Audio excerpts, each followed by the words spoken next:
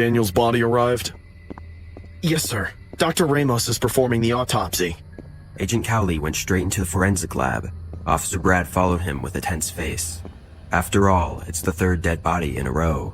Inside the forensic lab stood experienced autopsy surgeon, Dr. Ramos, who had just finished sewing the skull of a 19-year-old boy. It seems he died from a blunt head trauma. Someone hit him from behind. He collapsed on the ground and died instantly, just like the 2 previous students. Did you find the other thing? Yes, sir. Which tells us it's the same person who killed Judy and Boris. Here, take a look. Officer Brad took out a small plastic bag and handed it to FBI agent Edmund Cowley. A small Lego toy of a construction worker with blood was inside it. Did you talk to the parents yet? No, sir. It's best if you tell them. Agent Cowley met Daniel's family. His parents shattered in pain and shock, hearing the news of their son's murder. Daniel's mom fainted on the floor, but his dad somehow held the ground. Officer Brad started questioning him about the day Daniel died. Agent Cowley was inspecting the entire house with his sharp eyes when he saw a little boy sitting on the mattress playing with his toys. Is that your younger son, Mr. Rogers? Yes.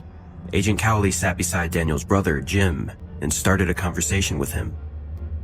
These are all your toys? Not that one. Jim pointed out a small Lego toy of a construction worker. The hair at the back of Agent Cowley's neck stood up. He has seen a Lego toy like this before. Not once, not twice, but thrice. He controlled his palpitation and caressed Jim's hair. Who gave these to you? Daniel. Your brother? Did he say anything about it? He said the kid who went to heaven wanted me to have this. Agent Cowley looked at Officer Brad. They both realized the untwined mystery hidden in the words of the 6-year-old. Which kid? He didn't say that. Jim got up and ran upstairs with his robot car. Officer Brad looked at Daniel's father and asked, What is he talking about? I don't know. Daniel never said anything like that to me. Agent Cowley picked up the Lego toy from the floor and put it in his pocket. They left Daniel's house and got into the car parked outside. What do you think Jim meant by this boy who went to heaven? The kid is dead, and Daniel knew something about it. So, the person who killed that kid killed Daniel and these 2 other kids as well? Possible. We need to check the school records. Cowley could feel the investigation finally taking a fruitful turn. Whoever that toy belonged to has something to do with the death of 3 teenagers in his town. When Officer Brad and Agent Cowley reached Crimson High, the classes had just ended. Students were leaving for home, and Principal Morgan was locking his office. Mr. Morgan?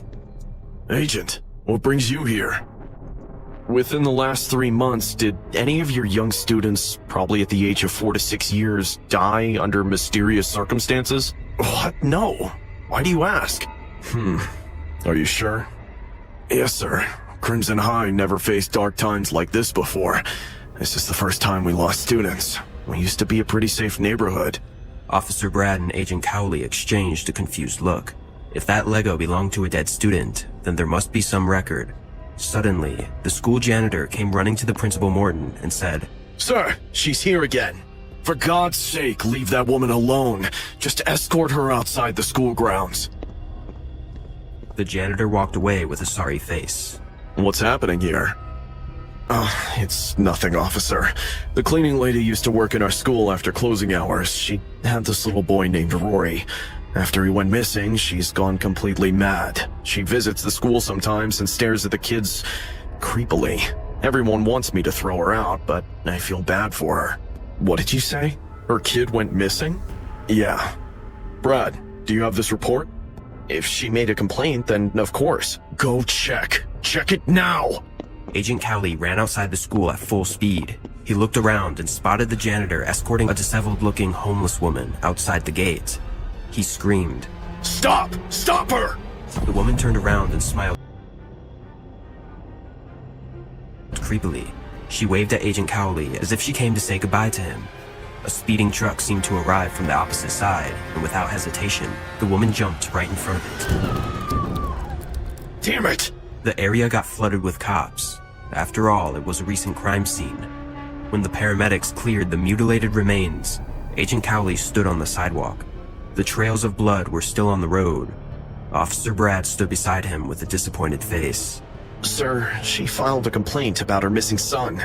She said she brought the kid to school so she could watch over him and work at the same time. The kid must have wandered around the school premises and someone abducted him. Did the cops find out? What happened to him? Sir, actually... What is it? Speak up, Brad. The cops found the kid's dead body in the woods 2 days later, sir. Someone smashed his head with a rock and left him there. What? What happened to the investigation of this case?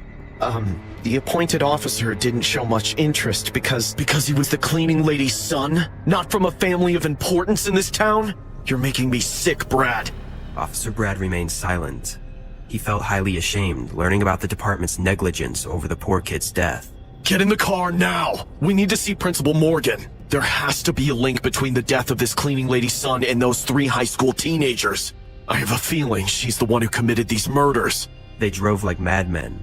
Upon knocking on Principal Morgan's door, he opened it with teary eyes. Come in, officers. He sat them down and expressed his condolences over the death of that poor cleaning lady. Mr. Morgan, the day your son went missing, who else was present in the school? She worked after closing hours, so probably the gatekeeper, but why do you ask? Are you sure? Can any of the students be there too? The gatekeeper is a strict guy, so there's no way students can sneak inside without getting noticed by him. Unless they were in detention. A red alarm started going off in Agent Cowley's head. He looked at Brad and they both realized the entire scenario. Yes, I remember now. 4 kids were sent to detention by their class teachers that day, so It means they were there when Rory went missing. who's the 4th kid? Let me look at the register. I always write down a strike. Principal Morgan went upstairs. Agent Cowley and Officer Brad were waiting patiently when they heard a muffled noise coming from the kitchen.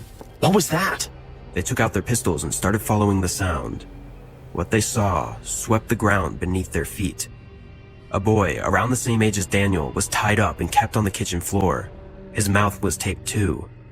Officer Brad rushed to set him free. Agent Cowley tried to make sense of the situation when he heard Principal Morton's voice from behind. You arrived at the wrong time, Agent. He turned around and saw Principal Morton holding a pistol in his hand. It was you? No! It was them! The 4 evil kids who killed my son because he saw them smoking weed in detention! That poor kid wasn't going to tell anyone, yet they lured him to the voice and took his life ruthlessly! Rory was your son? Hell yeah. I was thinking to ask Diana to marry me on Rory's birthday. I wanted them to give me the life that they deserved. I was finally ready to tell the town that Rory wasn't born out of wedlock, that he was my son, that I was his father. Oh my God. Yes, officer. These vermin killed the poor kid and left him to rot in the woods. Diana went mad. My last chance to have a family got ruined forever. And now today she gave her own life. No one could suffer in silence. Put the gun down, Mr. Morgan. I promise I will investigate the case and you will get justice. What will I do with justice now? I killed those 3 and left Rory's toy to let the town know it was his revenge. I took them to the dark alley and they followed their principal because they were scared. Because they knew they were bloody murderers. Put the gun down, Principal Morgan. Principal Morgan let out one last smile and shot the teenage boy. Officer Brad and Agent Cowley shot him right away, but what was done could not be undone. 2 dead bodies collapsed on the ground, and the terrifying Lego murders ended with a shocking turn. Agent Cowley left the town the next day. The case terrorized the townspeople. How far can someone go for love?